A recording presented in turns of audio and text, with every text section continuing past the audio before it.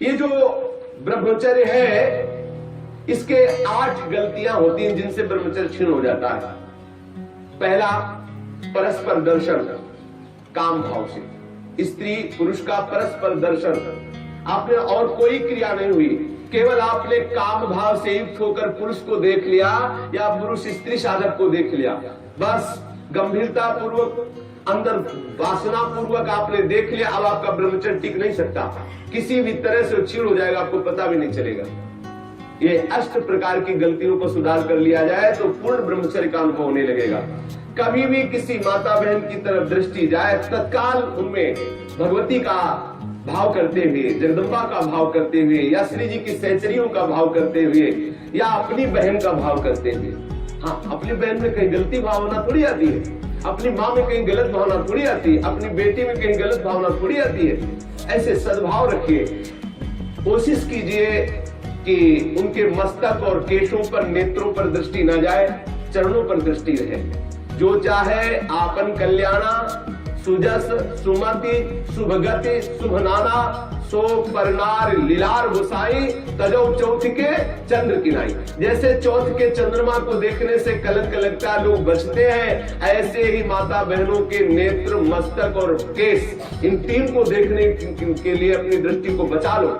नेत्रों में नेत्र न मिलने पावे, उनके ललाट और उनके केस पास पर दृष्टि न जाने पावे, उनके चरणों पर दृष्टि रहे। संभाषण करना हो तो सर नीचा करके ही उनसे संभाषण करो। ये आद्य शक्ति जगदम्बा के अंश स्वरूपा है, श्री जी की सहचरी है। ऐसा भाव रखकर उनसे वार्ता करो। ज्यादा देर वार्ता मत करो, एकांत में वार्ता मत करो। जहां दर्शन हो तत्काल नेत्र हटा लो। अगर दर्शन होते ही आपने काम भाव से उनको देख लिया तो फिर आप ब्रह्मचर्य नहीं रह सकते, या वो ब्रह्मचर्य नहीं रह सकती जिसने पुरुष को काम भाव से देख लिया। पहली गलती। दूसरा है स्पर्श करना, किसी भी बहाने से परस्पर स्पर्श करना, किसी भी अंग का स्पर्श करना। हम भले प्रकट नहीं कर रहे हैं अपनी वासना, लेकिन किसी भी बहाने से पुरुष या स्त्री के शरीर का स्पर्श करना परस्पर विपरीत भावना से, ये दूसरा लक्षण। यदि आप प्रकट तो नहीं कर रहे लेकिन किसी भी बहाने से आप स्पर्श कर रहे हैं, आपके अंदर काम का भाव चल रहा है, तो आप ब्रह्मचर्य नहीं रह सकते, आपका ब्रह्मचर्य क्षीण हो जाएगा। दूसरी गलती। तीसरी गलती, केल विलास क्रीड़ा को देखना। किसी भी जीव के केल विलास क्रीड़ा को देखने से अपने मन में वैसी भावुकता प्रकट हो जाती है और हम ब्रह्मचर्य खो बैठते हैं। चौथी बात, परस्पर बैठ करके एक दूसरे के रूप का गान करना। आप बड़ी सुंदर हो, या आप बड़े सुंदर हो, आपकी बहुत याद आती है, या वो बहुत सुंदर है, वो हमको बहुत चाहती है, वो हमको बहुत चाहते हैं। ऐसी परस्पर में वार्ता करना या एकांत में उसके गुण कीर्तन करने से ब्रह्मचर्य का नाश हो जाता है। पांचों, एकांत में बैठ करके भाषण करना। एकांत में बैठकर कभी भी साधक को ऐसी गलती कभी नहीं करनी, भले वो भागवती उपदेश क्यों ना हो। जब आप देख लीजिए कि हमारे चित्त पर पुरुषत्व का अभिमान नष्ट हो गया है, किसी भी स्थिति में हमारे हृदय में भावना नहीं आएगी कि भोग्य वस्तु है, तो फिर सच्चिदानंद भगवान की अपार कृपा है कि त्रिभुवन में आपको कोई हिला नहीं सकता। नहीं स्वात्मा रामम विषय मृग तृष्णाम भ्रमयति। ज्ञानी भ्रष्ट हो सकता है लेकिन बोधवान नहीं, भक्त विचलित हो सकता है लेकिन प्रेमी नहीं। जो प्रेम से युक्त हो चुका है, जो बोध संपन्न महापुरुष है, क्योंकि जब सर्वत्र सच्चिदानंद में भगवान श्री कृष्ण दिख रहे तो कौन किसको भ्रष्ट कर सकता है। जब तक स्त्री पुरुष का अहम है तभी तक ऐसी भावना का जो भयावह स्वरूप है उससे बचना चाहिए, तभी तक ऐसी भावना हमारे हृदय में हावी होती है। इसलिए साधक को कभी भी एकांत में, स्त्री शरीर साधक को कभी भी पुरुष शरीर साधक से एकांत में कभी भी भाषण नहीं करना चाहिए। अगर करने का अवसर आए तो मैदान में आ जाना चाहिए, खुले में आ जाना चाहिए, जहां सब लोग आपको देख रहे हो, जिससे आपके हृदय में वो गलती नहीं होने पाएगी। यदि आप ऐसा कर रहे, भले भागवती उपदेश ही कर रहे हैं, तो भी आप ब्रह्मचर्य नहीं रह सकते, ऐसा शास्त्र का आदेश है। एकांत में किसी स्त्री को दूर से देखकर या पुरुष शरीर को देख करके भोग का संकल्प कर लेना, वासना का संकल्प कर लेना, ये ब्रह्मचर्य का नाश कर देने वाला संकल्प होता है। दृढ़ निश्चय कर लेना, संकल्प कर लेना। या विपरीत देह वाले, जैसे पुरुष या स्त्री, विपरीत देह वाले संग में एकांतिक केली कर लेना।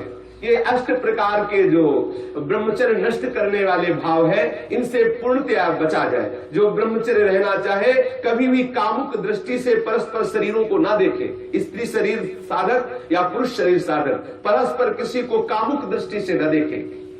कभी बुरी भावना से किसी भी माता बहन का स्पर्श न करे। कभी भी किसी भी तरह से अपने निकट ना आने दे, ना उनके निकट जाए। ये बहुत बहुत काम की बात है, इसे साधारण मत समझिए। हम भजन करते हुए भी जो आनंद का अनुभव नहीं कर पा रहे, यही गलती है। हम यही मिस्टेक कर रहे हैं। भले हम किसी का संपर्क नहीं कर रहे, लेकिन हमारे अंदर वासना की गणित लगती रहती, इसीलिए हमें परमानंद का अनुभव नहीं हो रहा। हमें सावधानी रखनी है। देखो, ये ऐसा कोई अपने में ना जाए कि मैं सिद्ध हो गया हूं, मैं जैसा मनमानी आचरण चाहूं कर सकता हूं। भगवान व्यास देव जी ने लिखा कि बड़े बड़े विद्वान भी इस आकर्षण में अपने आप को ढीला मानते हैं और गिर सकते हैं। इसलिए सावधानी पूर्वक, विद्वानों को भी ये जो आकर्षण है खींच सकता है, इसलिए सावधान रहे। कभी भी ब्रह्मचर्य व्रत धारण करने वाले उपासक को या गृहस्थ धर्म धारण करने वाले गृहस्थी को भी अपनी पत्नी के सिवा कभी और के साथ एकांत में संभाषण नहीं करना चाहिए। किसी को काम भरी दृष्टि से नहीं देखना चाहिए। किसी के काम भाव से स्पर्श नहीं करना चाहिए। किसी को काम भाव से न समीप आने देना चाहिए, न समीप जाना चाहिए। कभी किसी को एकांत में परस्पर विरोधी शरीर वाले को, स्त्री पुरुष शरीर वाले को खेलना नहीं चाहिए। कोई भी खेल अकेले में नहीं खेलना चाहिए। कभी भी एकांत में बैठकर मजाक नहीं करना चाहिए। कभी भी एकांत में बैठकर बातचीत नहीं करनी चाहिए। अपने मन को ही आप मित्र और शत्रु समझो। विषयों में लगा हुआ मन शत्रु है और प्रभु के भजन में लगा हुआ मन मित्र है। इसलिए सावधान, कभी भी एकांत में ब्रह्मचर्य व्रत धारण करने वाले को स्त्री का संग कदापि नहीं करना चाहिए, नहीं तो उसके हृदय में वासना जागृत हो ही जाएगी। इसलिए सावधानी रखनी चाहिए। ये जो इन गलतियों का सुधार कर लेता है, वो ब्रह्मचारी पूर्ण रूप से ब्रह्मचर्य रह सकता है। एक बार फिर ध्यान दिया जाए, किसी भी तरह से हम किसी भी माता बहन को या माता बहन किसी भी पुरुष को काम दृष्टि से न देखें। दूसरी बात, किसी बहाने से हम परस्पर स्पर्श ना करें। तीसरी बात, किसी भी तरह से हम उनके साथ कोई क्रीड़ा ना करें, कोई खेल ना खेलें। किसी भी तरह से हम चार लोग बैठ करके उनकी प्रशंसा ना करें जिनके प्रति हमारा मन आकर्षण हो चुका है। कभी भी हम एकांत में संभाषण न करें, एकांत में संलाप न करें। कभी भी हम विषयों का संकल्प न कर बैठे, विषय भोग का संकल्प न कर बैठे। इस तरह से हम अपनी इन 8 क्रियाओं से निवृत्त रहे। बुरी भावना से देखना, बुरी भावना से स्पर्श करना, बुरी भावना से निकट जाना या निकट आने देना, ये नहीं होना।